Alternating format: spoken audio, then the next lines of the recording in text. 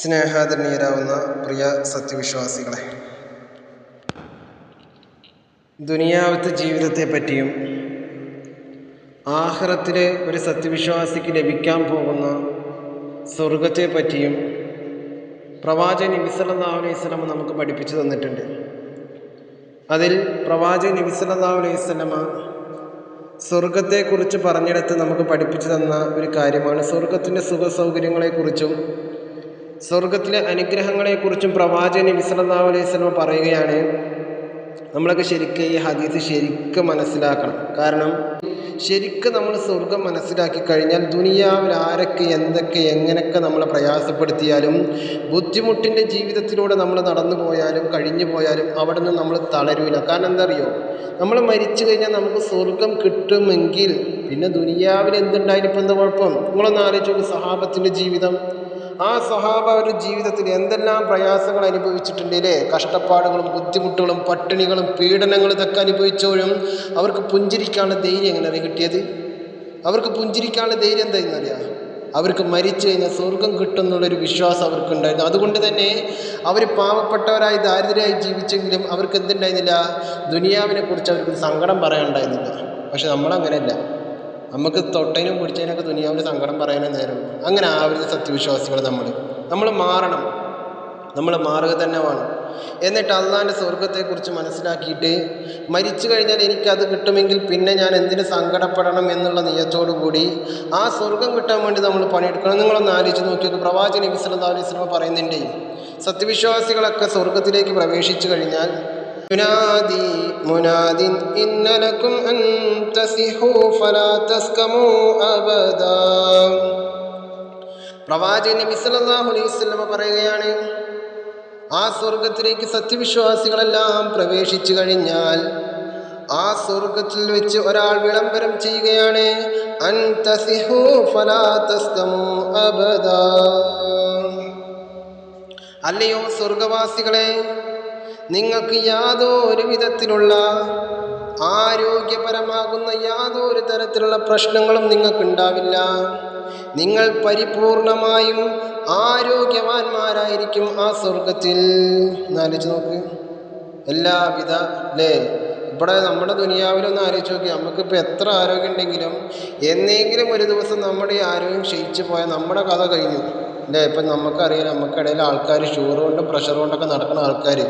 എന്തുണ്ടായിട്ട് എന്താ കാര്യം? നമ്മുടെ ആരോഗ്യത്തിന് എന്തെങ്കിലും ബുദ്ധിമുട്ട് സംഭവിച്ചു കഴിഞ്ഞാൽ നമ്മുടെ ജീവിതത്തിൻ്റെ പകുതി മുക്കാലും അതോടുകൂടി അവസാനിക്കും. പക്ഷെ പ്രവാചകൻ പറയുന്നത് കണ്ടോ, സ്വർഗവാസികൾക്ക് എന്നും നിലനിൽക്കുന്ന ആരോഗ്യം കിട്ടുന്ന, അവിടെ അസുഖങ്ങളില്ല, പ്രയാസങ്ങളില്ല, ഒന്നുമില്ല.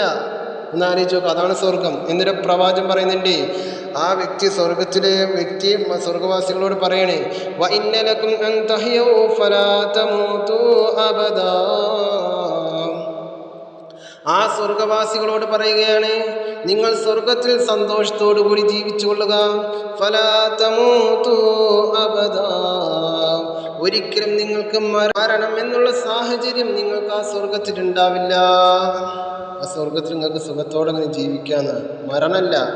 ദുനിയാവത്തെ അവസ്ഥ ചിന്തിച്ച് നോക്കി നോക്കും. ഇവിടെ പിന്നെ എന്തൊക്കെ സുഖ സൗകര്യത്തോടു കൂടി ജീവിച്ചാലും ഇന്നല്ലെങ്കിൽ നാളെ നമ്മൾ കുഴിയിൽ പോയി കിടക്കേണ്ട ആൾക്കാരാണ് അല്ലേ? അത്രേ ഉള്ളൂ. ദുനിയാവത്തെ ജീവിതം എന്ന് പറയുമ്പോൾ തീരെ ഗ്യാരണ്ടിയും വാറണ്ടി ഇല്ലാത്തൊരു സാധനമാണ് ദുനിയാവത്തെ ജീവിതം അല്ല. എന്തൊക്കെ ഉണ്ടെങ്കിലും അതൊക്കെ ഇട്ടെറിഞ്ഞ് ഒരു ദിവസം ദുനിയാവെന്ന് പോകണം. പക്ഷെ സ്വർഗം അങ്ങനെയല്ല. അന്നാ റസൂൽ പറയണേ, വഇന്ന ലക്കും അൻ തഹ്യൂ ഫലാ തമൂതു അബദ. ഒരിക്കലും മരണം എന്നുള്ള സാഹചര്യം സ്വർഗത്തിലില്ല. സന്തോഷത്തോടു കൂടി ആർഭാടത്തോടു കൂടി നിങ്ങൾക്ക് ജീവിക്കാം. എന്നിട്ട് പറയുന്നുണ്ട്, വഇന്ന ലക്കും അൻ തശിബ്ബു ഫലാ തഹ്റമു അബദാ. ആ സ്വർഗത്തിൽ പോയി കഴിഞ്ഞാൽ നിങ്ങൾക്ക് എന്നും യൗവനത്തിൻ്റെ ഒരു ജീവിതമായിരിക്കും. വാർദ്ധക്യം എന്ന് പറയുന്നൊരു അവസ്ഥ തന്നെ നിങ്ങൾക്ക് സ്വർഗത്തിലുണ്ടാവില്ല എന്ന്. സന്തോഷത്തിൻ്റെയും സമാധാനത്തിൻ്റെയും യൗവനം അല്ലേ? നമ്മളൊക്കെ പറയലോ, നമ്മുടെ ജീവിതത്തിൻ്റെ ഏറ്റവും നല്ല ഭാഗമാണ് യുവത്വം എന്നൊക്കെ പറയലോ. ആ യുവത്വത്തിൻ്റെ സുഖസുന്ദരനും സുന്ദരികളുമാകുന്ന സുഖമാണ് സ്വർഗം. അവിടെ വാർദ്ധക്യം എന്ന് പറയുന്ന സാധനം ഇല്ലല്ലോ. എന്നിട്ട് പറയണേ, വഇന്ന ലക്കും അൻ തൻഅമു ഫലാ തബ്തഇസു അബദാ. ഹദീസിൻ്റെ അവസാനം പറയണേ, ആ സ്വർഗത്തിൽ നിങ്ങൾക്ക് സുഖാനുഭൂതികൾ മാത്രമായിരിക്കും ഉണ്ടാവുക. ഒരിക്കലും പ്രയാസം എന്നുള്ള ഒരു സാഹചര്യം ആ സ്വർഗത്തിലില്ല എന്നുള്ളതാണ്. അതുകൊണ്ട് നിങ്ങളൊന്ന് ചിന്തിച്ച് നോക്കി നോക്കുക സ്വർഗത്തിനെ കുറിച്ചിട്ട്. ഈ ഒരു ഹദീസ് തന്നെ ശരിക്കും മനസ്സിലാക്കിയാൽ മതി അല്ലേ? ഒന്ന് നബി സല്ലല്ലാഹു അലൈഹി വസല്ലം എന്താ പറഞ്ഞത്? നിങ്ങൾക്ക് എന്ന് നിലനിൽക്കുന്ന ആരോഗ്യം ഉണ്ടാകുന്ന, അതേപോലെ തന്നെ നിങ്ങൾക്ക് മരണമില്ലാത്തൊരു ജീവിതം പരലോകത്ത് കിട്ടുന്നുള്ളതാ, സ്വർഗത്തെ സുഖസുന്ദരമായിട്ട് ജീവിക്കുക എന്നുള്ളതാ. മൂന്നാമതായിട്ട് പറഞ്ഞു നിങ്ങൾക്ക് നിങ്ങളുടെ യുവത്വം നശിച്ചു പോവില്ല എന്നുള്ളതാ. നാലാമതായി പ്രവാചകൻ നബി സല്ലല്ലാഹു അലൈഹി വസല്ലം പറയണേ, അവിടെ സുഖാനുഭൂതികൾ കൊണ്ട് നിറഞ്ഞ ജീവിതമായിരിക്കും അവിടെ. ഒരിക്കലും ആ സുഖാനുഭൂതി ഒരിക്കലും നിങ്ങളുടെ ജീവിതത്തിൽ നിന്ന് അകന്നു പോകില്ല എന്നുള്ളതാണ്. ഒരു പ്രയാസം അവിടെ ഉണ്ടാവില്ല എന്നുള്ളതാണ്. അതുകൊണ്ട് പ്രിയ ശ്രോതാക്കളെ, പ്രിയ സത്യവിശ്വാസികളെ, നമ്മൾ ശരിക്കും മനസ്സിലാക്കുക, അള്ളാഹിൻ്റെ സ്വർഗത്തിന് വേണ്ടി നമ്മൾ പണിയെടുക്കുക. അതുകൊണ്ട് യഥാർത്ഥ സത്യവിശ്വാസികളായി നമ്മൾ ജീവിക്കുക, ആ സ്വർഗം ലക്ഷ്യമാക്കി ജീവിക്കുക. അവനെ എപ്പോഴും ഇടയ്ക്ക് പറയാറുണ്ട്, സ്വർഗം ലക്ഷ്യമാക്കി ജീവിക്കണമൊക്കെ എന്നാൽ പറയാൻ കാരണം എന്താ അറിയോ? നമ്മുടെ ലക്ഷ്യം മറന്ന് നമ്മൾ ജീവിക്കരുത്. കാരണം ലക്ഷ്യം മറന്ന് ജീവിച്ചു കഴിഞ്ഞാൽ അവതാളത്തിൻ്റെ ജീവിതമായി നമ്മൾ മാറും. പ്രയാസങ്ങൾ നമ്മുടെ ജീവിതത്തിൽ കൂടും. ഇപ്പം നമ്മുടെയൊക്കെ സമാധാനം എന്ന് പറഞ്ഞാൽ എന്താണ്? മരിച്ചു കഴിഞ്ഞാൽ സ്വർഗം കിട്ടുമെങ്കിൽ ഒരു സന്തോഷമാണ് നമുക്ക് ഇത് ചിന്തിക്കുമ്പോൾ. എന്നാൽ ആ സ്വർഗത്തെക്കുറിച്ച് മറന്ന് നമ്മൾ ജീവിക്കാൻ തുടങ്ങിക്കഴിഞ്ഞാൽ നമ്മുടെ ജീവിതം എന്നേക്കുമായിട്ട് അവതാളമായി മാറും. സങ്കടങ്ങളും ബുദ്ധിമുട്ടുകളും പ്രയാസങ്ങളൊക്കെ വരാൻ തുടങ്ങും.